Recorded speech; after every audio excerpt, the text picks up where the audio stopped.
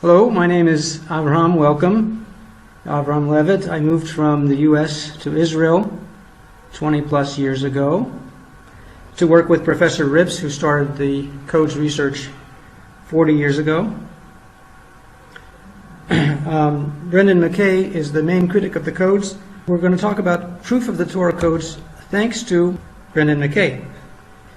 Part 1, we're going to see codes about denying codes. The codes are going to really lead us to all of our conclusions in a very straightforward way. We're going to see codes about people who don't like codes. And there's going to be a hint that there's some evil going on of some kind. We're going to see pro-BDS codes and a hint that they are evil. And we're going to see some Amalek codes and Purim codes, which are also hinted to be evil. And we're going to talk about whose feet these are. And then we're going to talk about Purim. So, who denied the codes? First of all, if you haven't seen the basics, this is the website that shows how the codes work. And here's Brendan McKay's paper from 1999, a refutation of the Torah codes. There is Brendan McKay. He's a professor of computer science at Australia University. His refutation of the codes is basically a very tactful and technical accusation of cheating. And there have been several refutations of his refutation. Here are some links from Professor Rips, from Doron Witztum, from myself. And the codes themselves that we'll see today refute his thesis as good as anything else. They're almost the best source, because the codes talk about codes. This is the simplest formation of codes with codes, parallel, the best in the Torah, Kodim with Kodim. And note this, please, that this is utterly simple, and it's a springboard for a whole bunch of other codes we're going to see. This is what I mean about the codes guiding us. Because what do we have? We extend the one-word codes, and we see desired the codes. Who desired the codes? Among others, Moshe Katz. He was one of the early pioneers with Professor Rips, one of a handful of people. On the other side, we have despoiled the codes. Just the fact that we have desired and despoiled is very interesting already. The colleague is associated with that. Who exactly are we talking about? Who denied the codes? Me, Shalolem, in the middle. Who denied them?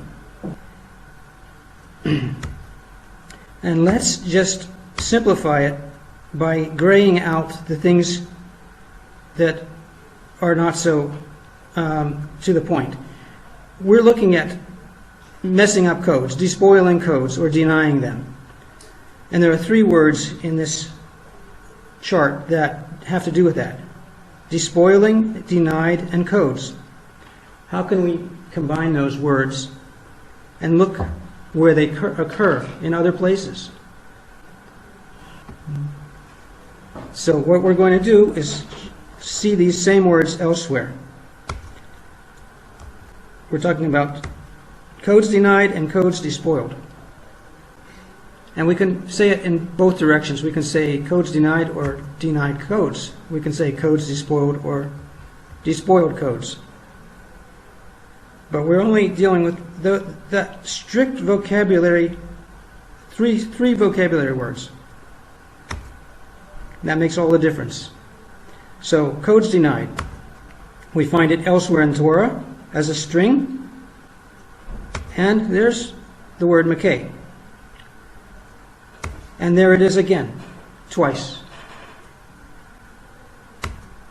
denied the codes. We find it elsewhere in Torah. And we find a verse about Amalek. And we find Makkah. Now, codes despoiled, part 1. Because that expression occurs a couple times. It has an extension, denies the code. Not quite our vocabulary word. Our vocabulary word was denied, past tense.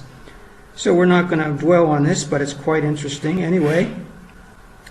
But there we have Makkah again. Part 2, in another place, we have codes despoiled. And Makkah.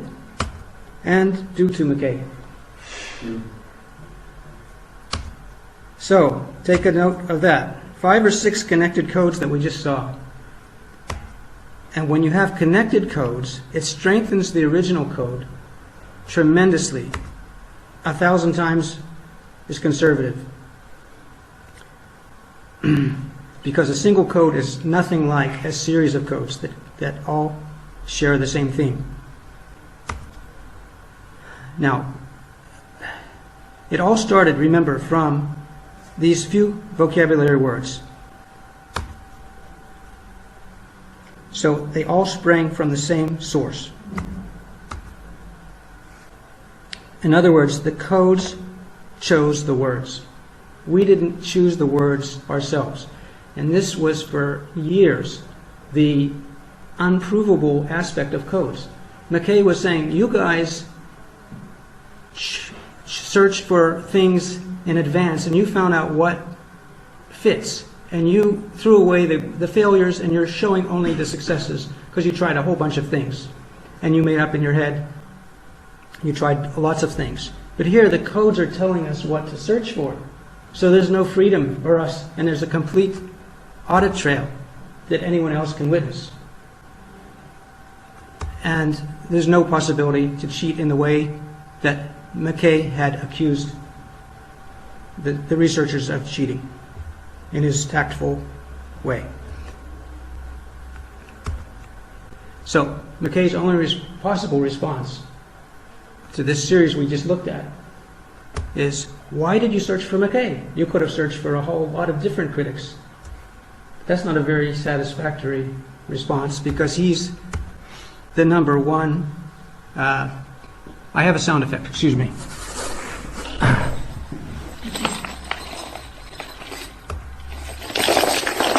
This is McKay's argument going down. He is the number one critic, so he can't say, why did you search for McKay? Okay.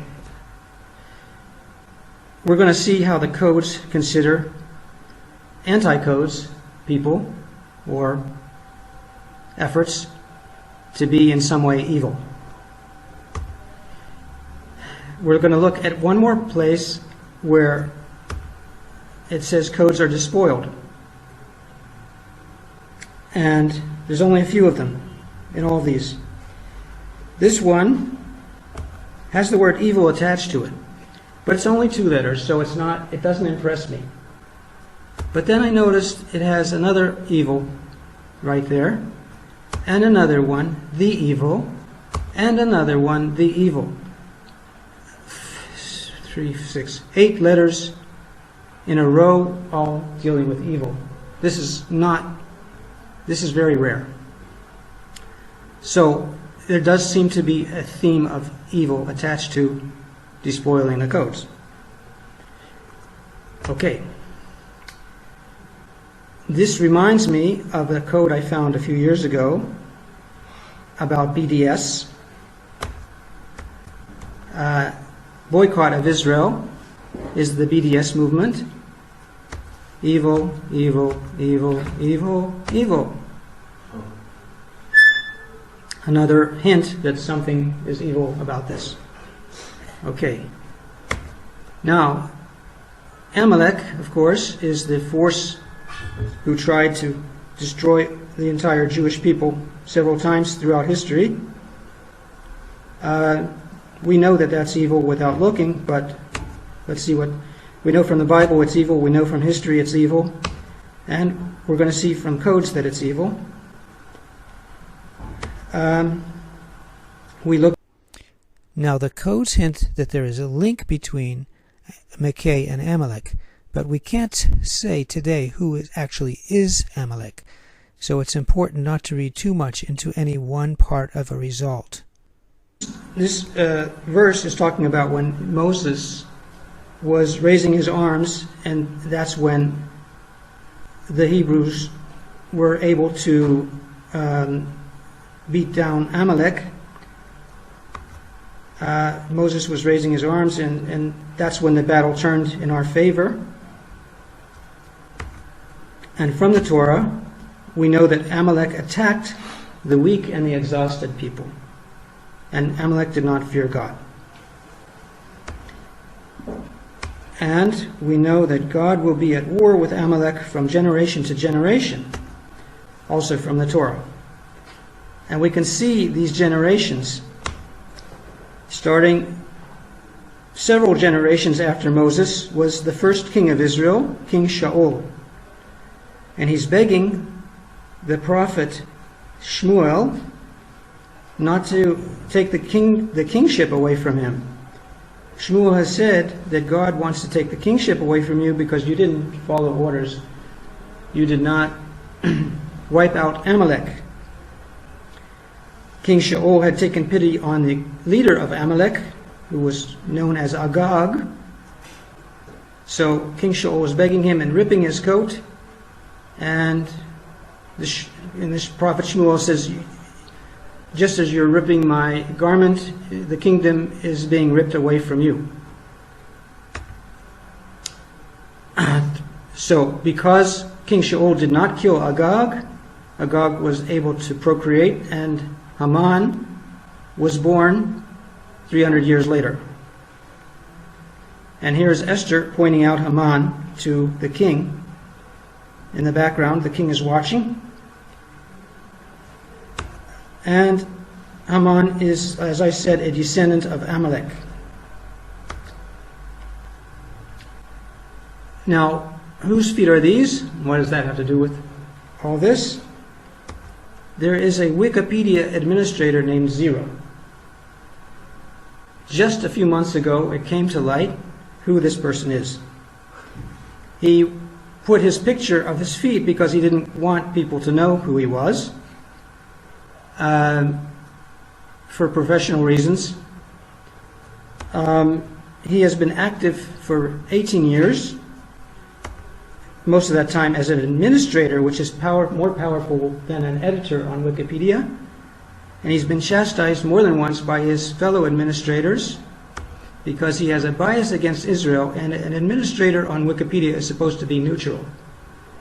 So he also has, there are many examples where he censors other editors in subtle ways sometimes, but he does it quite often. And who is it? Who is 000? Brendan, and you might guess the last name, Mackay. Just came to light. And examples of his censorship are on this website. Here's an example involving Amalek. So Mackay, this is an example of Mackay's note to another editor about Amalek. And he's disallowing any negative press about Amalek. He says, the implication is that the Israelites encroached on Amalek territory. And there is no clear statement that the Amalek nation is any less ethical than anyone else. So he's standing up for Amalek on his Wikipedia as his job for Wikipedia, and he's not allowing this editor to say something negative about Amalek. Okay, so this is history repeating itself in a certain way, because instead of Esther pointing at Haman, perhaps this is someone pointing at Zero. Perhaps it's someone saying Zero is really Mackay. It's a similar picture, similar idea. Okay, Now, for a long time, the codes actually are doing the arguing here. I'm saying that I was arguing with McKay. It's really the codes that are arguing with him, as we've seen. For a long time, I thought the codes were arguing with McKay, and then recently we learned the codes are really arguing with Zero. And the argument is much bigger than codes. It's about BDS. It's about Amalek. In other words, modern Israel and ancient Israel, not just codes. And it appears that Zero is on the wrong side of history on every single case. And really, the code's viewpoint is very rational, very scientific. And you can see it through rational thought by following what I'm saying here, by following the codes themselves. Zero's points of view, I believe, come from rumors that become pretty nasty, and they cause people to have foregone conclusions about Israel or the Jewish people or the Bible itself, rather than checking into the matter with rational thought. But a little bit of light, as we have now with Purim, dispels a lot of darkness, so that's why I'm going through this whole exercise. Purim, as we will see, is related to Amalek and also sheds light in terms of codes. And what is at stake? Is it just the codes? No, it's a worldview. In my opinion, the codes could be a kind of DNA test. You know, if somebody's in jail for 30 years and they have a DNA test that shows they were innocent, they get out of jail after 30 years, right? This has happened. The codes could be like a DNA test for the Jewish people of 30 centuries. Okay, so Purim codes are equally interesting, and one leads to the other. As we see in the Purim story with the king and Haman, Esther is pointing out what happened between these two guys. They had this agreement. Haman said to the king, many rumors against the Jews. And he also gave him 10,000 talents of silver. In return, the king agreed to do an evil decree called a Sidna to wipe out all Jews. And Esther said, by the way, my dear husband, I am Jewish. And that's what convinced the king to nullify the decree. Now, Haman was, as we see in Esther, chapter 3, the son of Hamdata, from the Agag line, Amalek. So those three words, Hamdata and Agag and Amalek, will be key to our searches. Now the scroll of Esther is 12,111 letters long. It's the story of Purim. And Rabbi Weiss Mendel from the 1940s rescued Jews from the Holocaust, and at the same time he was very involved with codes. He's the reason that Professor Ribbs got involved 40 years ago.